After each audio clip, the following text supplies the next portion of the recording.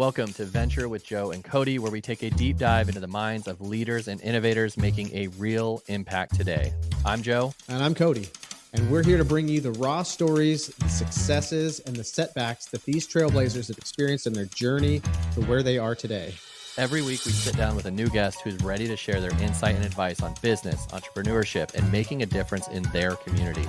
From local community members to industry experts, you're going to get the unfiltered truth behind their success. So whether you're an aspiring entrepreneur, a seasoned professional, or just curious about the business world, join us for a journey of learning and inspiration. So let's grab a drink, settle in, and let's get started. This is Venture with Joe and Cody.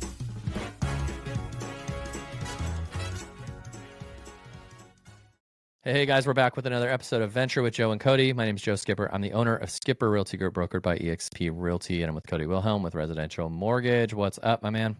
What is going on? How are you? Oh, good. I think we had talked about wanting to do a podcast that kind of addresses the elephant in the room and the tough times that lenders and real estate agents are going through right now. It's a battle. Some are successful and some are doing great and some are struggling. And I think that we may have some tips, we may have some tricks that we do or things that we suggest to kind of keep people motivated in this industry and going along. What do you think?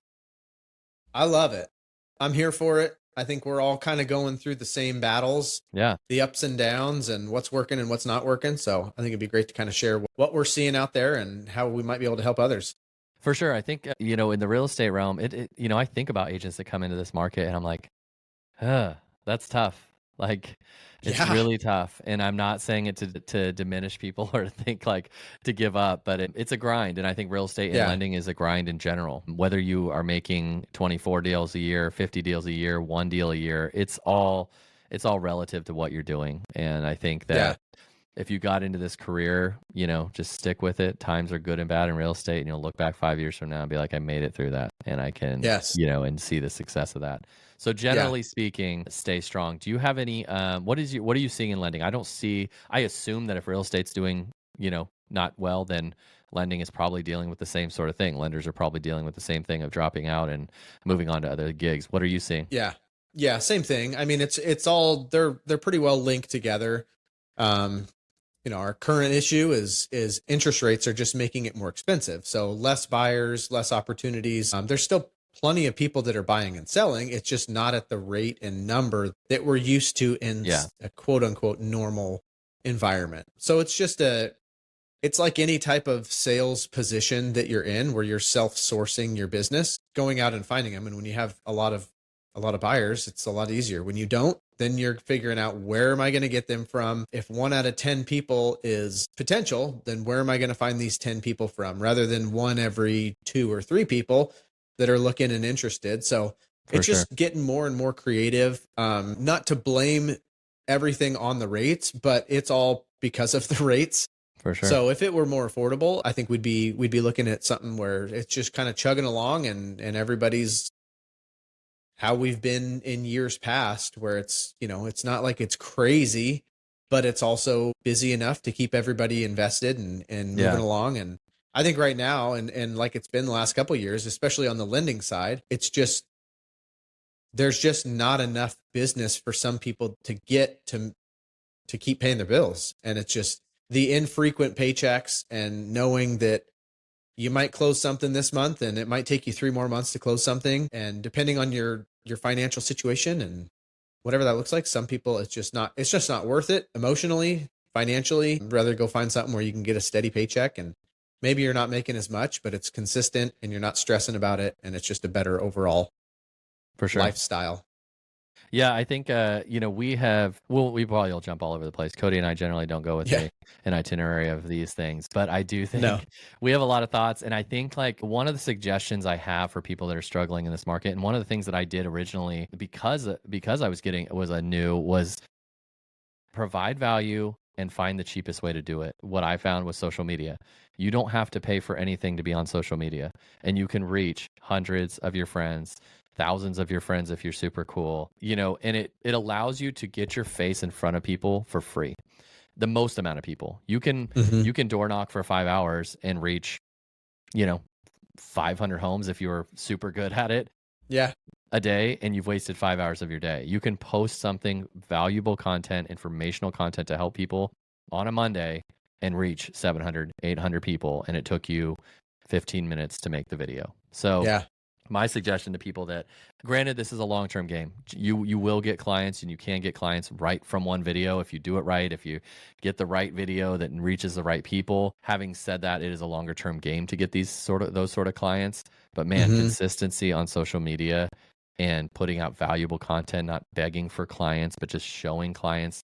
Like you and I show, it's a tough market. Admit that it's a tough market. We don't need to fake to people that like, hey, get in now. Like this is the best time. And I think being real with clients, showing your personality, getting your face out there, which most agents hate to do, is get their face out on social media, talking and messing up words and doing different things. I think that if you can get over that, it's the cheapest and most valuable way to get clients, I think. I don't know if you agree or disagree. Yeah, no, I wish I would have started years ago with it. Yeah.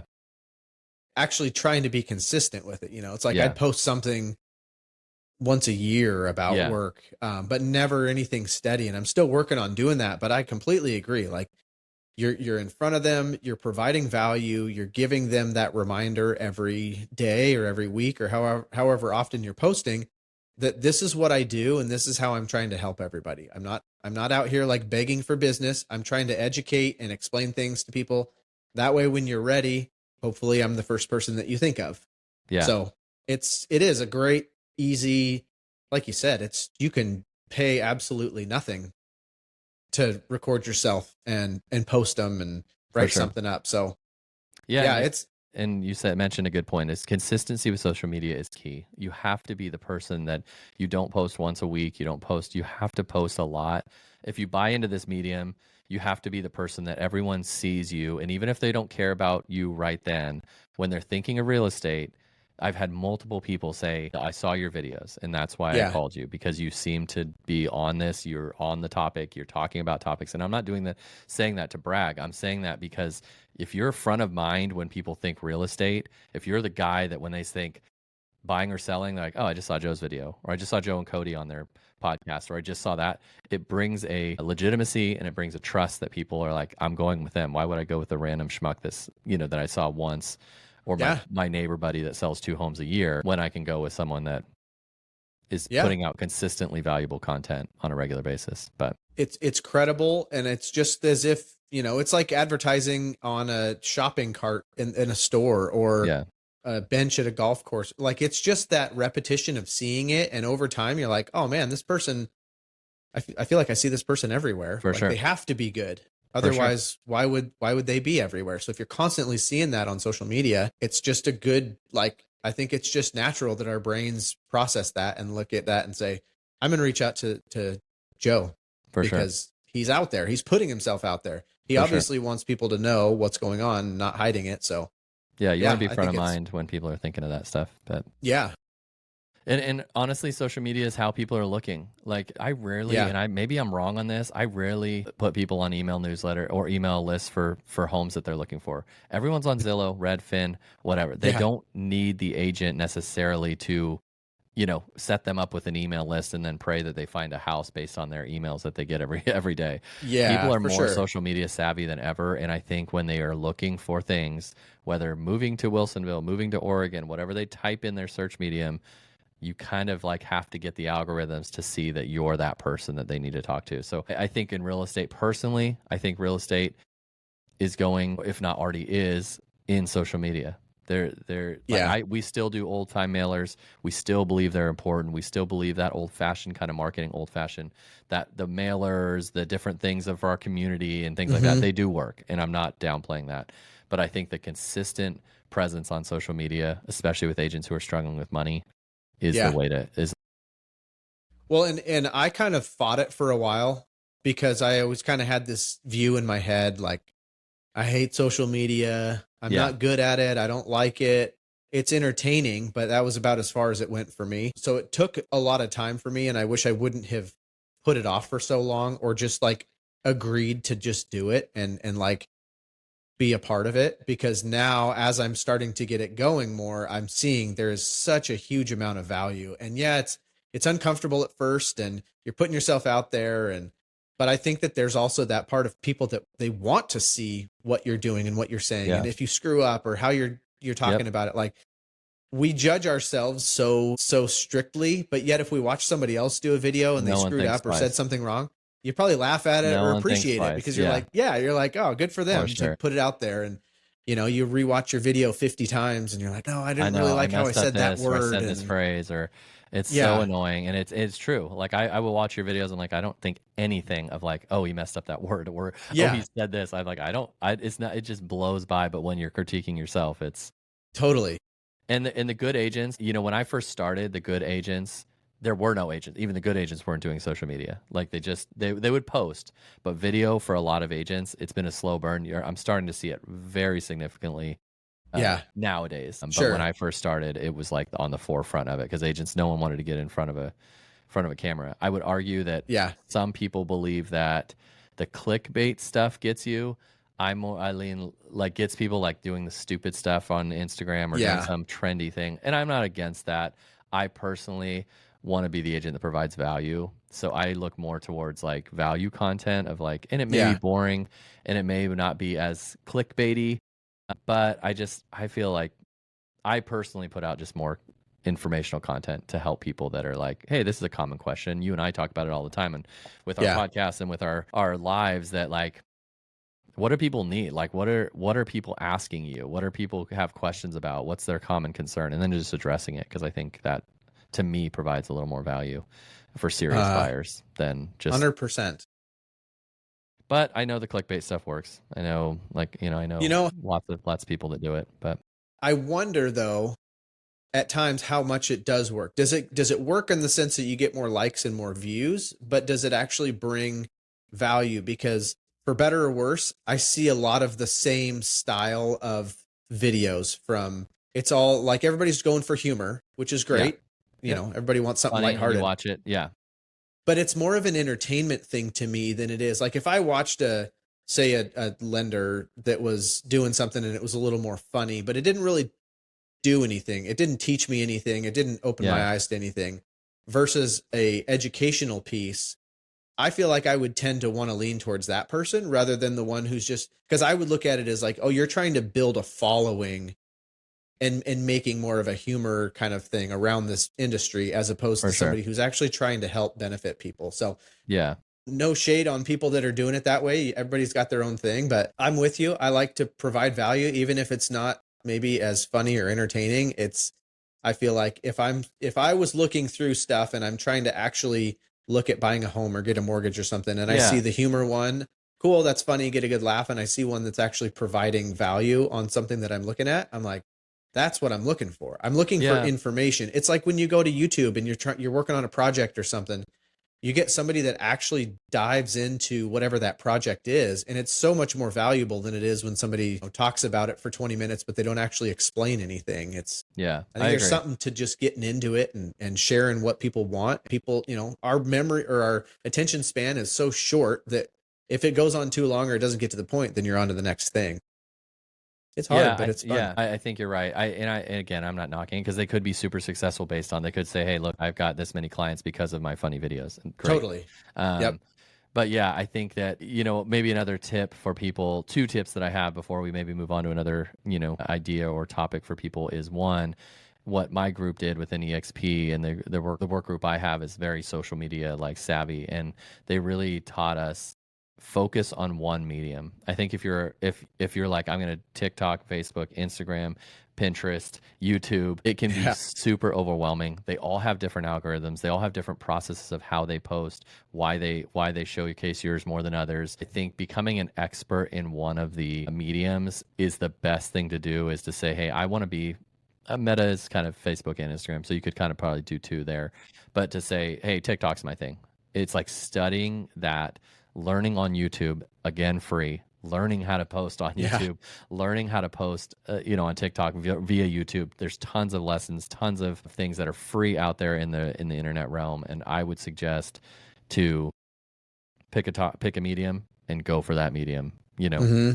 Become an expert in it, then you can dabble in the other one and move on to the next ones. But again, long-term game, but it's free. You can learn free, and I would go that route. The second thing I would say before I'm done blabbing is don't look at other agents and think their success.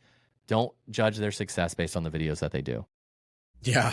Don't look at an agent and say, oh, look, they post this like really funny video, or they look really cute in front of this house, or they do this. They must have all the clients. I can't be that person, because not every person wants that agent. Like, because of this same video that you think is amazing, some people are like, I don't want it. Just like we were talking, a funny video is funny and entertaining, but I want someone that is informative and tells me what I need to know to get the best deal on a home or to get the best sale on a home. So for the very same people that you're like, that's an amazing video, I'll never be like them, you may not want to be, because there's enough people out there that fit every personality and every demographic and everything that you do, that you can have people like you for you. So get your personality out there. The video shows your personality, and people will like your personality no matter how you think you're maybe introverted, extroverted, weird, not.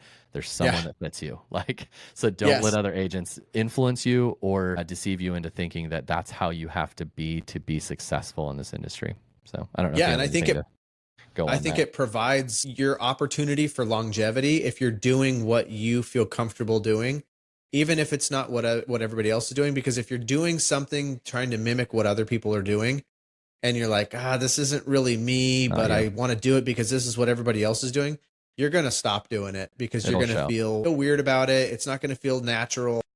Whatever you think it is that you want to get out there, however that is, even if that is just humor, like, do it, because then it's you. It's what you want it to be. You're more than likely going to continue doing it rather than just getting burnt out and being like, this is stupid. I'm not getting what I want out of it.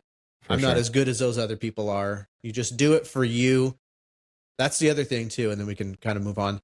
In my perspective, my little bit of learning over the little bit of time I've been doing this is doing it for you to get that information out there, not for a certain amount of likes or views or comments or whatever. Don't base your value on that, because you're always going to be let down. Or you do have one and you have great success and you're like, how do I do that again? What did I do? It's just just doing it to get the information that you think is important to get out there, and know that you did your part on sharing that. Because even if only one person got value out of it, then you did your job. So no, you're totally right. I think that, real estate and lending is on social media is not a, even in your personal life, when you're in college and stuff, it's like, how many likes did you get, or how many people commented? That was cool, because that rated how many people were looking at your stuff. I think in the real estate world, I had to mentally get over the amount of likes or comments and be like, okay, there's not that many. But like you said, all it takes is one. And I have two, and I'm not bragging. It's just more for motivational people. I don't get a lot of likes, and I don't get a lot of,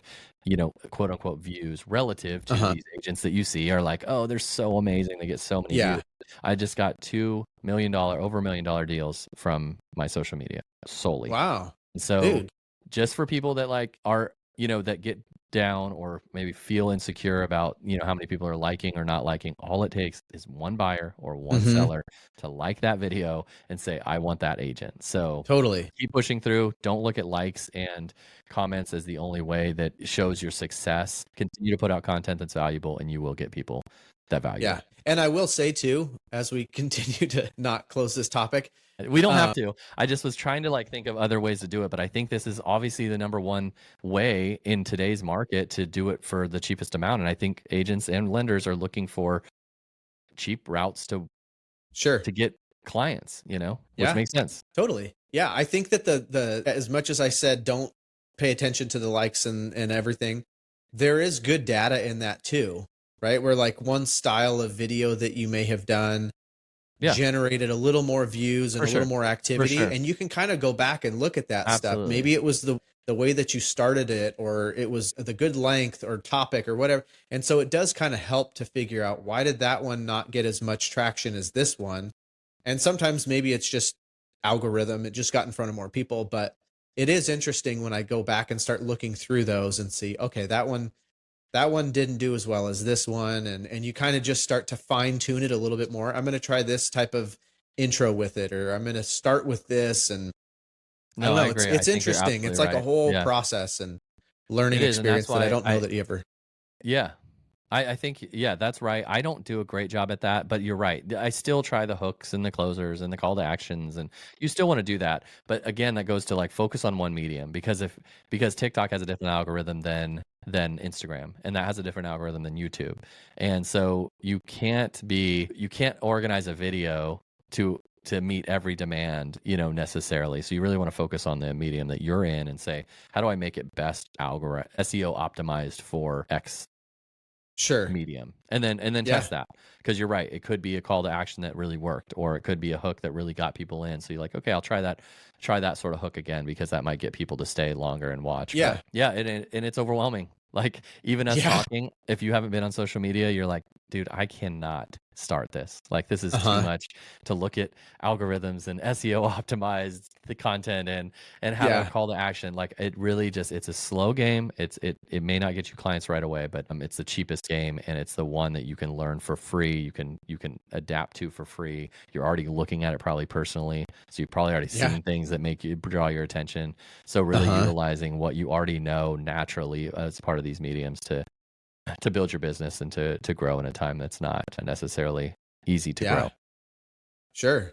Well, and I know on the financing side, we can talk about things that to us seem very basic, but it's great information for people because they don't deal with that all the time. So I know that's kind of a struggle for me at first. Like, well, what am I going to talk about that's going to be Yep. like really good information to people? And then you just start to break it down, or I'll ask people and they're like, well, what about this? I'm like, yeah, that's like the super basic in my mind. And For I sure. didn't, I'm thinking everybody else knows that, but For sure. The stupid me. content's endless. Like you It, could we've talked for almost 20 something minutes about social media when we were going to give a bunch of ideas for yeah, agents. But it's right. like you can, understand that most buyers and sellers only sell a house two, maybe three times in their life. Like Hmm. I don't know what the stat is, but if you just average they're moving every 5 to 7 years, like it's just not that many times. And even if you did something 5 to 7 every 5 years for the rest of your life, that's still not a lot. Like, Yeah. and so terms that we use, doing definitions of terms that are common things that clients don't understand. The topics are endless. Even if you think it's stupid, there is someone Yeah. out there that doesn't know what that is. And if you're kind of Yep. questioning it, like closing costs, earnest money, down payments, like, all that stuff, we get those questions asked all the time. So if you're getting clients that are asking you those questions, there's probably 8 to 10 at least that don't know the same answer and want to know the answers. Lots of Agreed. topics, lots of good things. So social media for free for you agents that don't have the money to do stuff, really become an expert at social media on one of the realms. Like we have good equipment now, but I still film a lot with my iPhone, Uh-huh. just with a Amazon. Like when I'm doing remote things, I use an Amazon Bluetooth mic that was like $15. Oh, really? And so it's super simple. You can connect it to your iPhone, and if you're mobile and you're doing those sort of things, Yeah. it's super cheap. So That one sounds pretty good too. it's not a buy-in. This one's not, but for my remote stuff, for the house tours I do and things like that, it's like $15. It's super It's cheap. great. Yeah. So yeah, it's an easy way to get in. Do you suggest, well, first, do lenders have like lead generating sources that like you can purchase, like a Zillow leads and Yeah. Redfin leads? Is it the same thing? It's the same thing. Yeah. Yeah. We just have to, there's, your realtor.com, Zillow. I don't know about it on Redfin. I've never done that. I know I've done Zillow and I've done realtor.com. Okay. And then there's also like third party ones where you can go through and they just, they have a different site like FHAloans.com or VAloans.com. So it's like people are looking for that information. They sign up for everything. And then it's just a lead source through there. Okay. They all seem to be pretty much the same. You get variations of certain stuff. I feel like at times the one where they are looking for a home, that's usually there's a little more incentive there as opposed to doing the research side where it's like Yeah. people are trying to figure out, what do I do to get an FHA loan? Is my credit even good enough? Do I have enough money? As opposed to somebody that's looking specifically for a home and they want information on that home, that For usually sure. tends to be a little bit higher A little more chances of lead. it going Yeah. through. But I've dabbled in it over the years and I've never really had great luck. I mean, I remember there was a time like 2016, 17, 18, maybe right around there, where realtor.com did pretty well. But overall, I feel like I've never really it's never been my best play. Yeah. Like it's Yeah. kind of something to help, but it's never, for the amount of time and energy that you put into it to drip on them for months and For months and sure. months. I don't know. It's never been something I like the in-person stuff. I like the networking, the building relationship side Yeah. I more think so that than the leads. it's easy, and maybe this leads to a more general topic, is it's very easy to chase the shiny object in real estate and Yeah. lending. Like there's no such thing as an easy lead. Like there's no, Agreed. besides your sphere of influence, besides, Yeah. and even them, you have to keep in contact with them. But Mm-hmm. if anyone's promising you for $1,000 a month that you are going to get, and the thing that gets me in real estate is like, we guarantee X amount of leads. And it's like, Yeah. that sounds like you're going to get that amount of buyers or sellers. And it's not true. Yeah. You're only going to get, like, even good agents. I was just watching a guy on my team he was talking about Google ads and things like that, which are generally a warmer lead. Okay. Yeah. That if you kind of optimize people are searching for your realtor in Wilsonville, and you have Sure. these ads that, like, they click on you. So they're generally warmer leads because they're people that are looking for that or searching for that. But even then, he was saying, like, a good is like 2 or 3 out of 100 potentially. Oh, Like, wow. Yeah. like solid sales from the leads. So Yeah. 100 leads guaranteed for $80 a month means that you have to work those leads. So don't Mm-hmm. chase the shiny objects unless you know what it takes to chase the shiny objects. Because I'm not saying Zillow, there I'm sure are successful agents that spend thousands upon thousands of dollars a month in Zillow leads and do really well with it. But no one talks about the background, no one talks about the background behind what goes into those leads and how many rejections you have to get. And not to say rejection's bad, but don't think that these guaranteed 500 leads mean you get 500 clients. You're not even going to get 250 clients. You're not even going to get 100 clients. Yeah. You've really got to, and you have to have a system in the back end that not only you're contacting them, but you have a CRM that takes them in and contacts them via text, email. Like, you have to have these systems in place that no one tells you about until you purchase the program, and you're like frustrated that after a month you're like, yeah, I get all these leads, but no one calls me. Yeah. There's some stat that, like, a lead has to be touched 8 to 12 times. No, 6 to 12 times, with 8 being kind of the average. How many times you have to reach out to a lead before they start, before you might start getting them. Yeah. And as I believe that. clients. And how many of us, including you, including me, I'm sure, have reached out twice and been like, they don't seem to, they're not responding. So moving on. Like, and it hit me too, because I was like, I don't do that stuff, but I do have some random ones that click on the website, and it's like, oh, someone went to your website. Like, how many times that I did it twice, reached out via text, maybe called, left a message, and no one got back to me. And I was like, see you later. And I guarantee you that person bought a house. I guarantee that person sold a house if I was to look back and see. But again, just goes to that, like, it's fine to pay the money, but be ready to lose a lot of clients, but also be ready to have a CRM in place and a plan in place to nurture those clients, because it's not a guarantee. So No, and I'm with you. I think that's the struggle that everybody runs into, is the amount of times you need to reach out just to get a response. Like, just to even get a no, it might take 4 or 5 times of reaching out for them just to say, hey, I'm not interested. Perfect. Thank you. That's all I needed. I just wanted to, figure out what I'm doing with you here. But it ends up being such a frustrating thing, because you spend so much time reaching out, following up, putting everything together, and you're paying for it. And like you said, the CRM and all this stuff. And you start to look at it after a couple months and going, how much am I spending here for nothing? And, the hopes of getting something. So I think if you're good at that, if you like being on the phone, if you're just kind of a natural people person, you love to talk to people and try to kind of play the game with it. It might be a great fit. I know plenty of people they're great at it. They have no problems. Absolutely. Just phone call after phone call every day, all day. And that's just their comfort zone. They're really good at it. Yep. It's not. I think it's kind of like the social media thing, right? Like making videos. It's like whatever feels like your best interest, whatever's natural for you. Obviously we got to push ourselves, but like, start with that.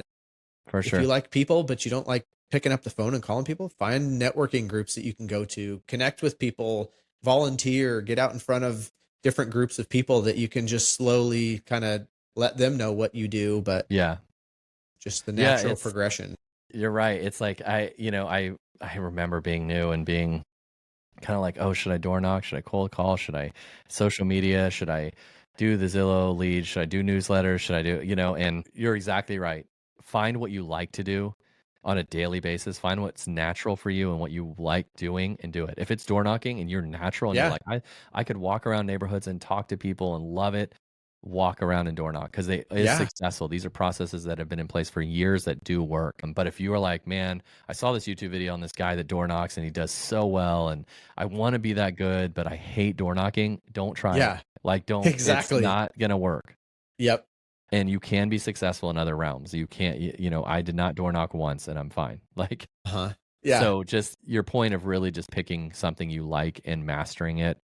None of it's going to be a get rich quick. None of it's going to be short term. You may get deals. Some people do get deals from their first newsletter or their first door knock or their first cold call, but just be prepared to spend the long game in everything you do. Yeah. It's hard in this environment when we're trying to struggle for a dollar and struggle for a deal, especially new agents that are trying to get in this market. But I would say for new agents, get with teams, get with a brokerage or a team that matches what you want to do. Like mine with social media, I got with a team within EXP that's social media driven, experts in the social media field on Google, Facebook, all the stuff. And that's what fit me naturally.